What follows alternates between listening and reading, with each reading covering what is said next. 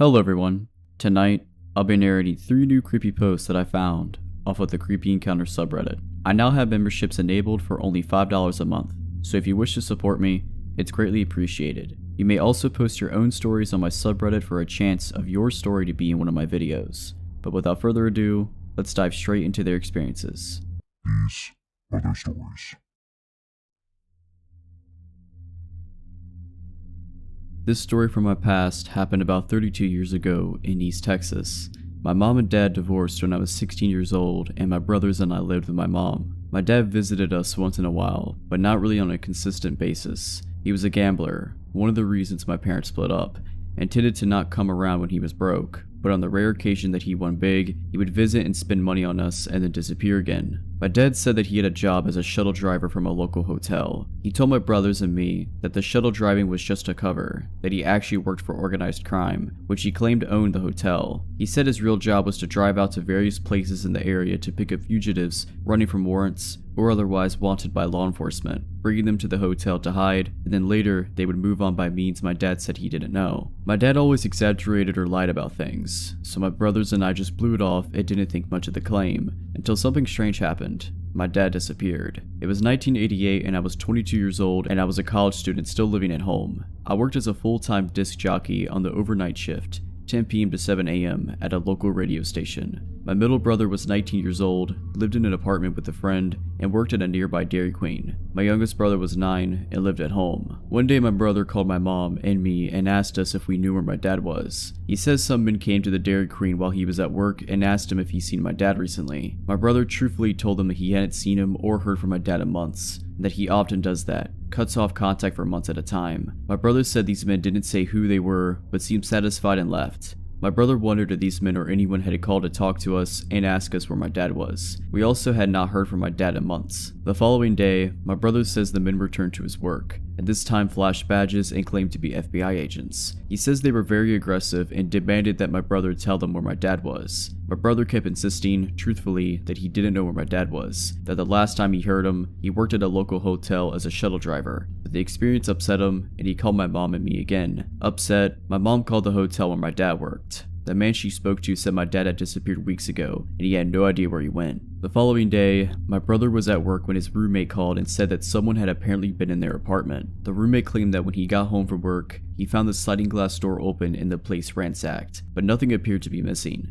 My brother, very upset, went to his apartment and found out that, in fact, his address book was missing from the breakfast nook, and a teddy bear he recently bought for his son and a photo of his son were missing from his bedroom. Now, my brother, my mom, and I were beside ourselves with anger, fear, and paranoia. We went to the local FBI office to complain that the FBI had done this, and to tell them once and for all, my brother does not know where my dad is. Well, as you might have guessed, the FBI claimed no knowledge of the event and claimed that they were not looking for my dad. They said none of their agents had contacted my brother. Furthermore, when my mother told them my dad had claimed that he worked for organized crime, the FBI would neither confirm nor deny that the hotel had tied to organized crime or that there was an investigation going on. My mom called the hotel again and told the manager that the men were looking for my dad and that they were terrorizing my brother, and flat out asked the guy if there was any truth to my dad's claim to be working for organized crime. The man laughed and told her, "There's no such thing as the mafia." While we were trying to make sense of all these weird details, we kept wondering why my brother was being harassed but not my mother or me. That's when I was reminded of a weird event I had happened to me about 2 or 3 weeks prior. Because I worked overnight, I was often wide awake in the middle of the night on my days off, with nothing to do. One night I went to the local cable TV company where my friend worked as a computer system operator to hang out with him for a few hours and BS a little. At about 3:30 a.m., he had a big computer job to do, so it was time for me to go home. So I left. As soon as I pulled out from his company's driveway, a car was immediately behind me, tailgating me. I mean, he was on me so quickly it scared the crap out of me. The car seemed to just appear out of nowhere. He also had his high beams on and was blinding me, and I couldn't make out anything about the car behind me. I couldn't see inside to see how many people were in the car, what they looked like, or anything. I couldn't even see what kind of car it was. I changed lanes to let the tailgater pass, but he changed lanes with me. I moved again, and he again moved. He was tailgating me and blinding me, and now seemed to be following me. I stopped at the intersection and got in the left turning lane, with my signal on, and he got behind me. Since there was no other traffic at all anywhere around, when the light changed, I zoomed across the intersection, streaked across all the lanes of traffic into the far right lane, and went through the intersection, trying to lose him. He followed me though. Now it was absolutely clear he was for sure following me. I cut into a nearby neighborhood and tried to lose him, but he kept following me anyway. I finally managed to zoom back out to the intersection and crossed over and went to the 7-Eleven at the corner. I jumped out and ran inside and yelled to the clerk that someone was following me. As I did, I saw the car that was following me cut through the parking lot of the 7-Eleven, and for the first time I got a look at the car. It was a late model tan colored 4-door and there were 2 guys in it. The clerk just blew me off and said I was exaggerating, that it was probably just kids messing with me, and to let it go. I left, but I was still spooked by it and didn't want to go straight home. I was afraid they might follow me, and I didn't want them to know where I lived, so I went to my workplace. I knew that the disc jockey on the air that night would be my friend Paula, so I decided to go visit her on the air for a little while and hang out and calm down. I told her what happened and hung out for about 2 hours. She also felt it was probably just some punks being jerks, and that calmed me down. But when I got home, now over 2 hours since this car harassed me, the car was at my house. As I was coming down the street to my apartments and about to turn right, I saw the car pull out of my apartments, and as it passed me, they flashed their high beams on and off at me. It was them. I panicked and called Paula at the radio station and told her what happened.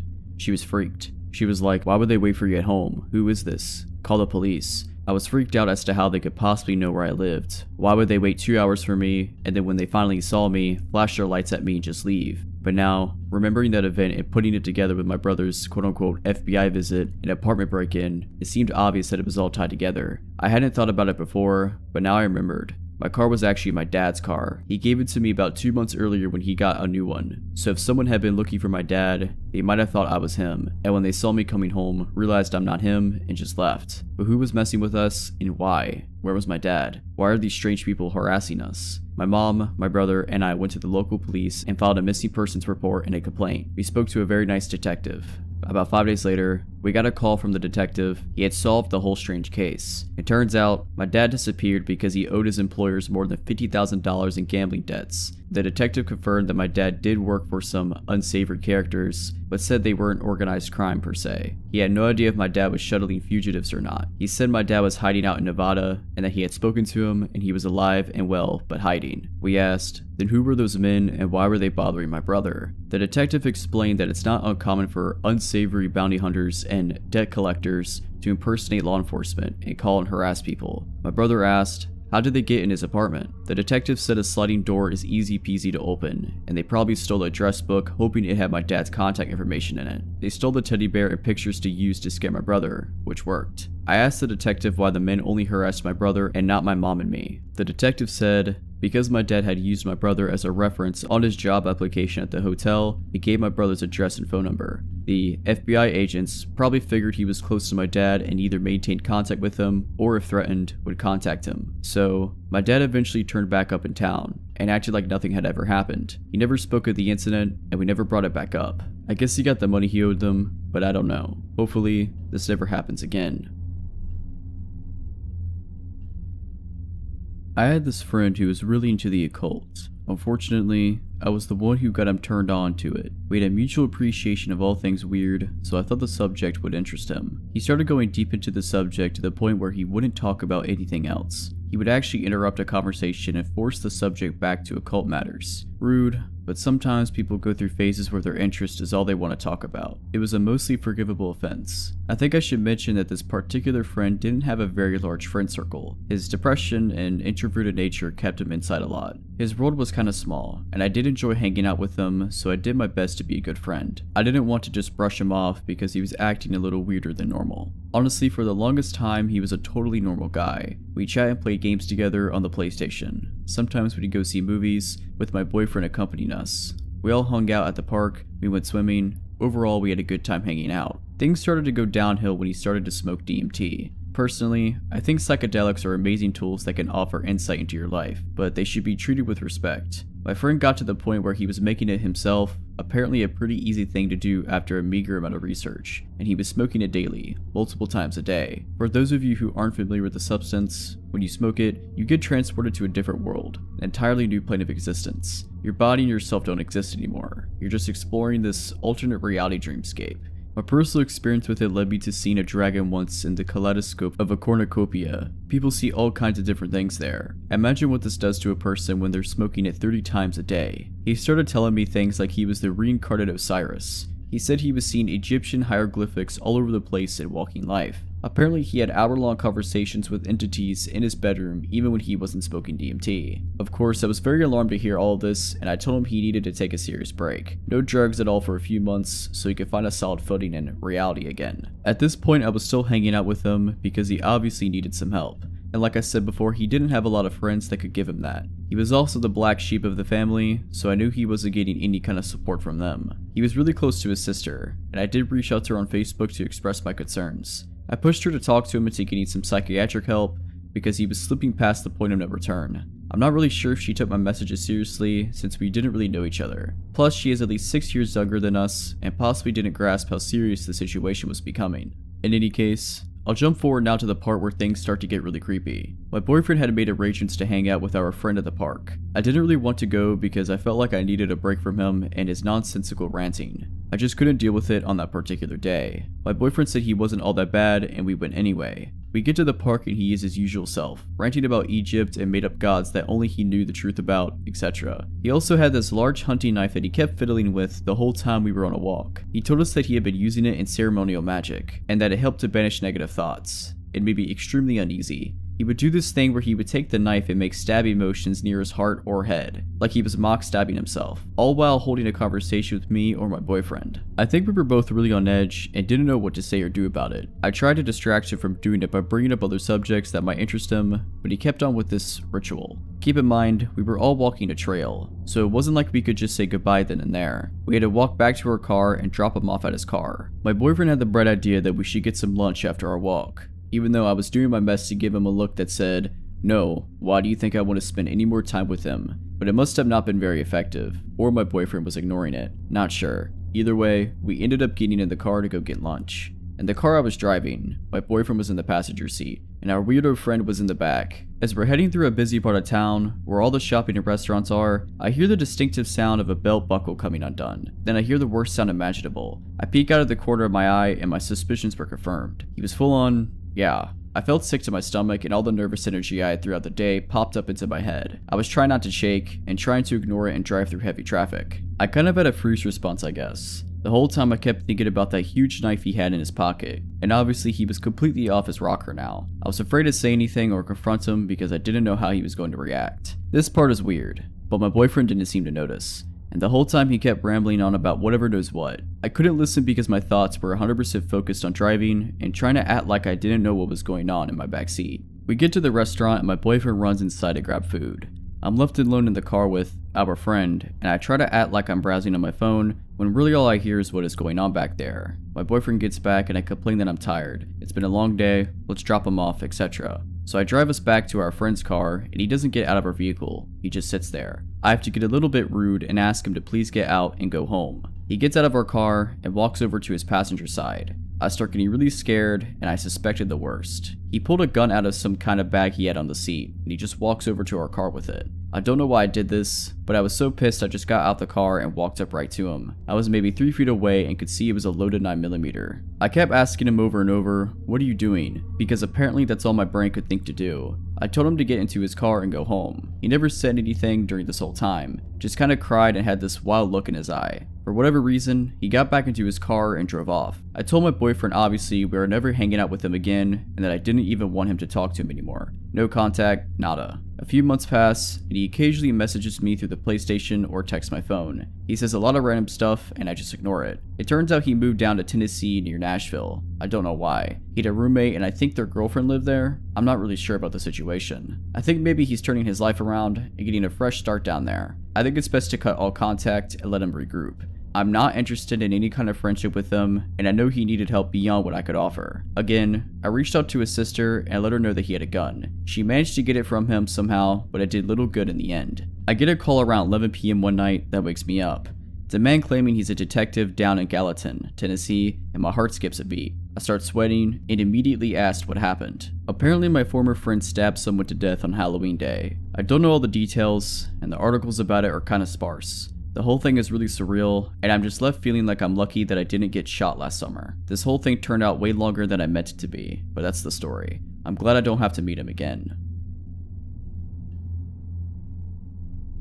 I work at a popular coffee chain, generally during afternoon and closing shifts. This night in particular, we had a very young crew for closing. which happens at 10:30 p.m. For reference, we have our shift lead, who we will call Sarah, myself, and my coworker, who we will call Mia, and another coworker, who we will call D. It had been a relatively slow night, with only a few loyal regulars dropping by. Both drive-thru and the cafe was empty, as heavy rainfall started and no one wanted to be out. I was in the front of the store cleaning while the rest of my coworkers were in the back of the store, when an older man walks in. He wore odd clothing, a bit strange for the humid weather, full black attire with combat boots, a heavy red jacket, and a beanie on his head obscuring his hair. I brushed it off as protection from the storm and figured he worked outside, and went to ask if he had placed an online order as he stood at the mobile counter. Putting on my customer service voice and went through my standard spiel, and was alarmed when instead of responding, he places a bag on the counter and starts pulling out DVDs. Once he finishes pulling out a stack of 10 or so, he stares past me to the back room where my coworkers were obviously chatting,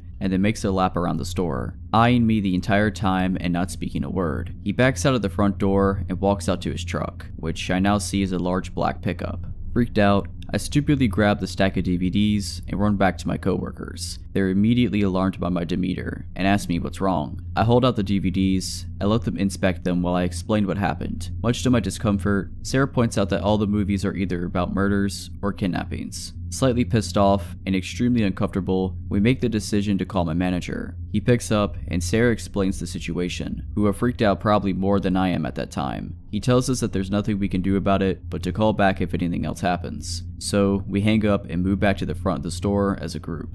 Things go on as usual, but with an air of fear about us. Mia sticks to my side and Dee to Sarah's. The man's truck had pulled off at that point, but much to my dismay, had only pulled it to the now closed grocery store next door that had a clear view into the drive-thru window. A few cars pulled through the drive-thru, and I even had a few customers ask if I was alright due to my what I assumed to be terrified face. I've always had a pretty good intuition about things, and this felt more wrong than anything I've ever felt. A bit more time passes by, and it's now time for Dee to leave. With the man still in the parking lot next door, we decided it would probably be best for her boyfriend, we'll call him Daniel, to come pick her up. This wasn't an irregular occurrence, and we didn't want him following her home. Mia then points out that a van had been sitting in the back of the parking lot for almost an hour at that point, which we had not noticed previously. Another gut feeling hits, and I make the decision to lock the door. Daniel tells her he's on the way, and I inform my manager that we closed the cafe for peace of mind, which he was fine with as business was slow. Now Sarah and Dee are in the back, and Mia and I are up front.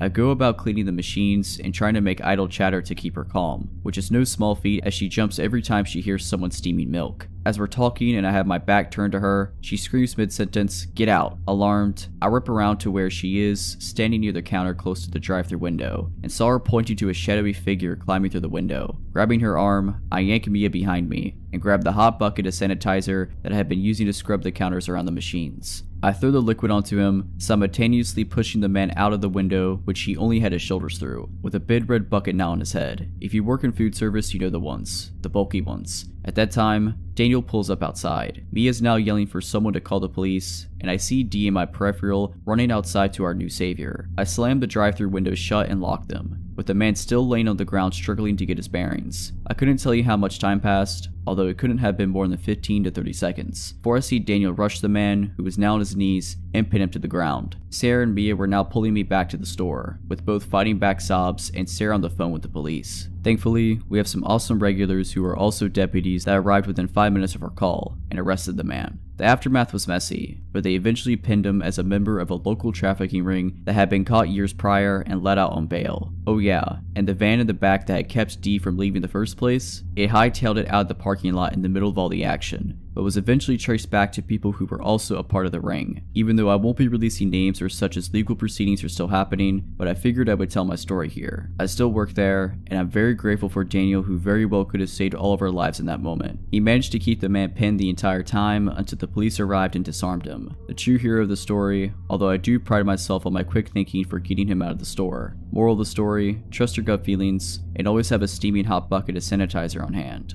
Alright, so that's it. I hope you enjoyed these stories. If you did, consider liking this video and subscribing to my channel. But as always, Have a nice day.